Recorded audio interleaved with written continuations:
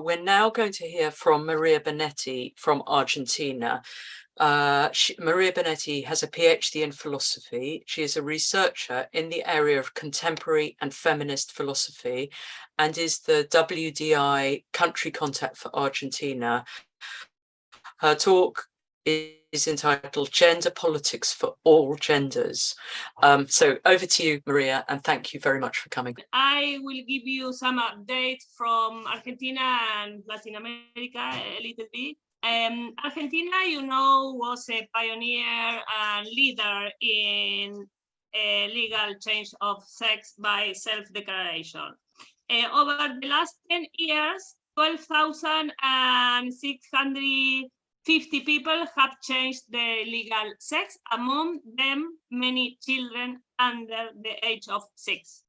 But Argentina's leading role is not reducible to the gender identity law. On the contrary, the gender identity law is just the beginning of a huge program to erase legal sex and deregulate the sex market.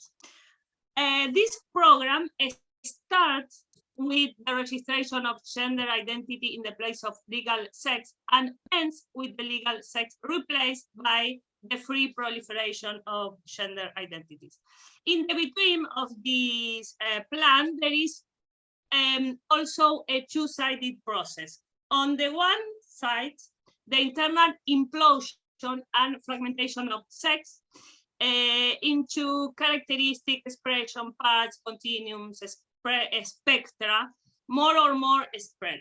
On the other side, the normalization and universalization of gender identity as it is where the deepest and most authentic inwards. In the transition of this huge plan, a key category is that of genders in plural. A plural neutral noun used as an umbrella to include everything. Genders seems to be the plural of gender, and that likeness is used to confuse and to parasitize gender and sex perspective. So in Argentina, in 2019 was created a new Ministry of Genders in plural that includes everyone, women, men, sex, gender identity, LGBTQ, etc. Pregnant and non-pregnant people. The Ministry of Genders is devoted to spread clear agenda in all areas, levels, and platforms of the state: work, health, culture, justice, education, science, technology, production, environmental issues, etc.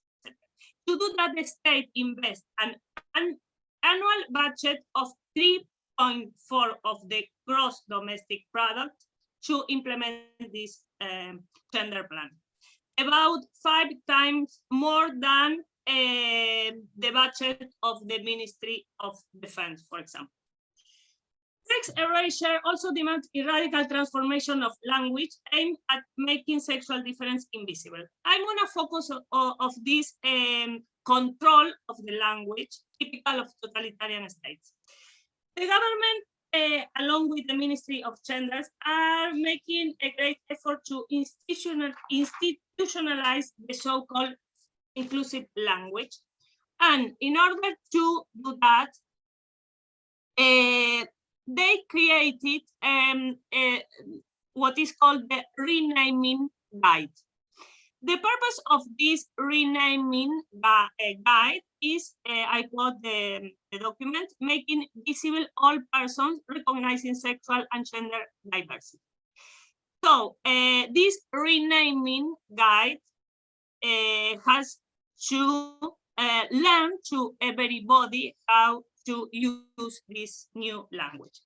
Actually, this renaming guide has been officially adopted by organizations like the Central Bank of Argentina, the Health Ministry, the Secretariat for Domestic Trade, the National Social Security Administration, and several universities, including the Buenos Aires University, in which I work.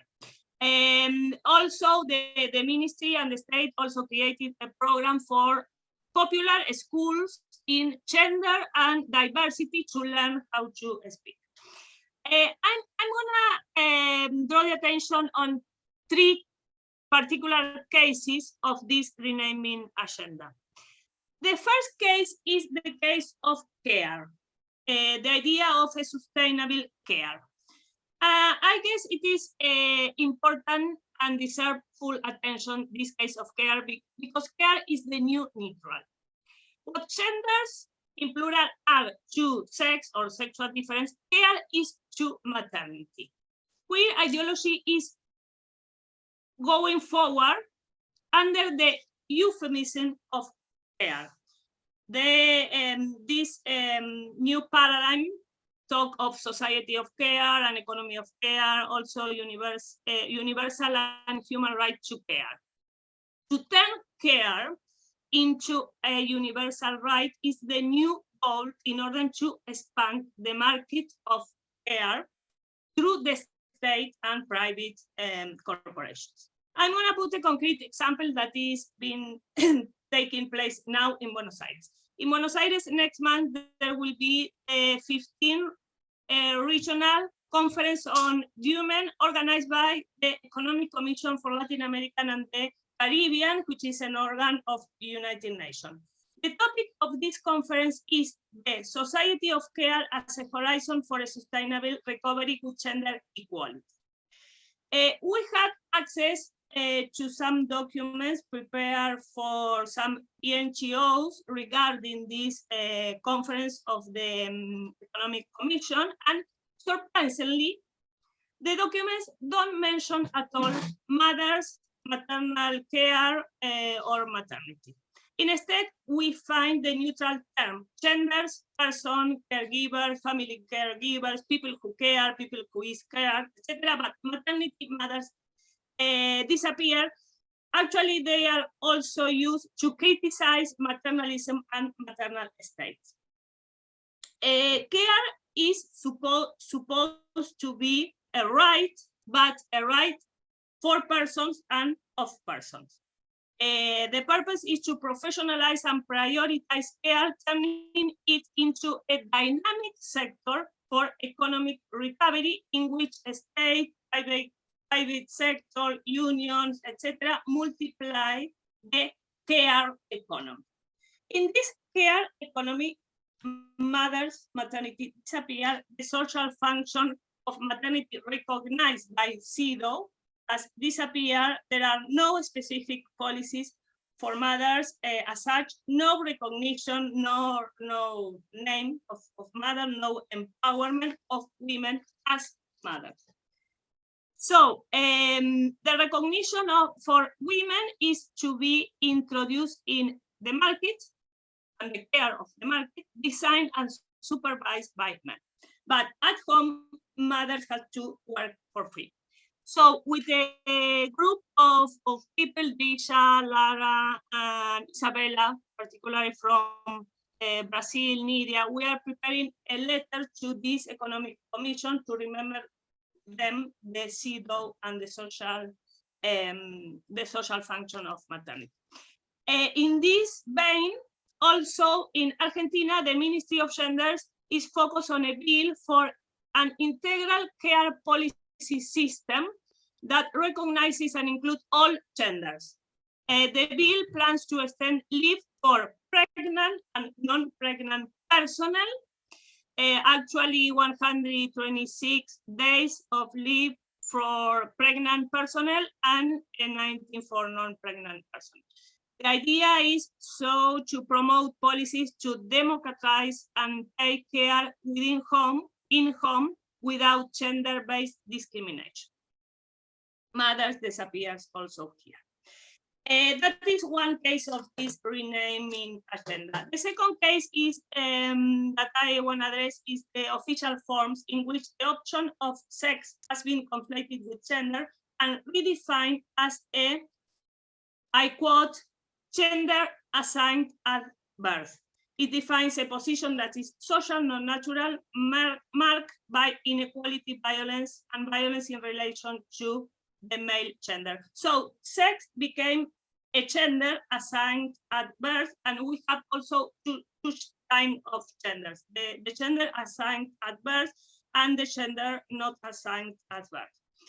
The most important example of this reformulation in official forms has been the form for the national census in Argentina this year.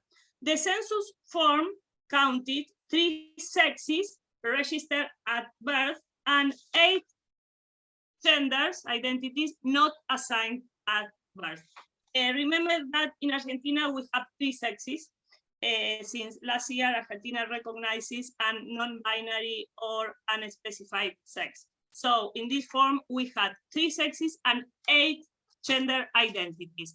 These 8 gender identities were woman, trans man, non-binary, other, I prefer not to answer and ignore. But the case is that woman was in both categorization, in sex and in gender identity. With a group of feminists, we filed a legal appeal against this formulation and demanded to the state to remove woman from gender identities. The legal action was unresolved before the census, so the census passed and the action kept unresolved and became abstract without purpose because the census passed. So the case was closed. However, we didn't lose the case. That is important for me. We didn't lose the legal case. The case was closed, just remained abstract, but at least not lost. The third case I wanna address in this renaming agenda is the case of the National Meeting of Women in Argentina. This National Meeting of Women is a real institution in Argentina. This year will be the 35th edition of this National Women's Meeting. But now this meeting is renamed the Plurinational Meeting of Women, Lesbian, Transvestite, Trans, Bisexual, Intersex, and Non-Binary. So in this edition, the 35th edition, we have 2 meetings, the National Meetings of Women, and suddenly appears the 35th edition of the Plurinational Meeting of lesbians, transvestite, trans, bisexual, etc. So just for this year, we have 2 meetings. The Plurinational Meeting of Diversities was in October, and the Women National Encounter meeting will be in November. The point is that the city government is very interested in promote this plurinational encounter of diversities, so has invested 350 million of pesos, Argentinian pesos, into the plurinational meeting of women, lesbian, transvestite, trans, etc., diversities. And this meeting actually became an NGO that raises money from the state and from other donors. Also, the Ministry of Genders paid to some organizations with legal status to participate in this plurinational meeting of diversity. Instead, the women meetings always were self-financed, horizontal, and autonomous. But now, opposed to this politics, the plurinational is an NGO financed by the state and other corporations.